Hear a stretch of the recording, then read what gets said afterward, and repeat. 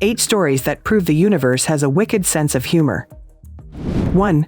Adolf Hitler had Jewish and African ancestors. Hitler's ideology was extremely racist. The Nazis wanted to create an Aryan master race, but Hitler himself was not really Aryan. A DNA test of his 39 living relatives revealed an ironic truth. They possess a chromosome known as haplogroup E1b1b. It's most commonly found in Jews and Berbers. 2. A fisherman found a $100 million pearl and didn't know it. A Filipino fisherman discovered a pearl weighing 75 pounds. He had no idea it would be valuable, so he kept it under his bed for 10 years as a good luck charm. It was his aunt who convinced him to have it certified. The ultra-rare pearl may cost as much as $100 million. 3. North Korea has vast mineral reserves that it can't access. The mountains of North Korea hold vast deposits of valuable minerals. These include gold, iron, copper, zinc, magnesite, limestone, tungsten, and graphite, but the isolated country has no infrastructure to mine them. They rely on foreign technology and equipment. Unless China or Russia are brought in, the minerals will remain unmined.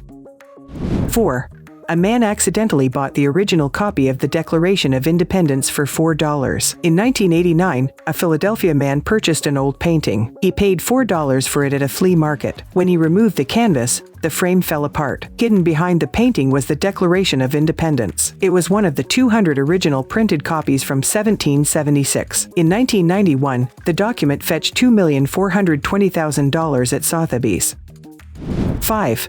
Australian bees get drunk on fermented nectar. When it gets too hot, the nectar in certain flowers turns into alcohol. The bees that collect it get intoxicated and behave strangely. They often lose their way back to the hive, but if they manage to find it, the other bees don't allow them back inside. The drunk bees can't return until they've sobered up. This is probably a way to protect the honey from fermentation. 6.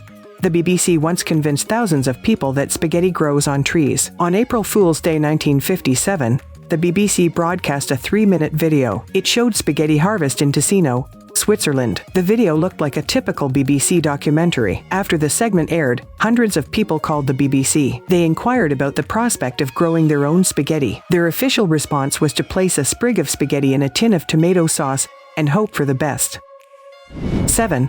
A&W once introduced third-pound burgers, but the campaign failed. McDonald's had been very successful with its quarter pounder in 1972, so in the 1980s, A&W decided to capitalize on the idea. They introduced a third pounder at the same price as the quarter pounder, but customers still preferred McDonald's. It turned out most people thought a third of a pound was smaller than a quarter. 8.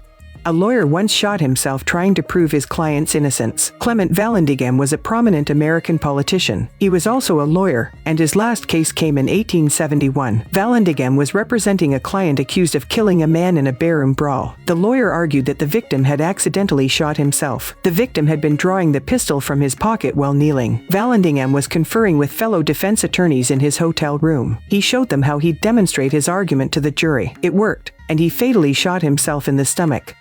The client was acquitted.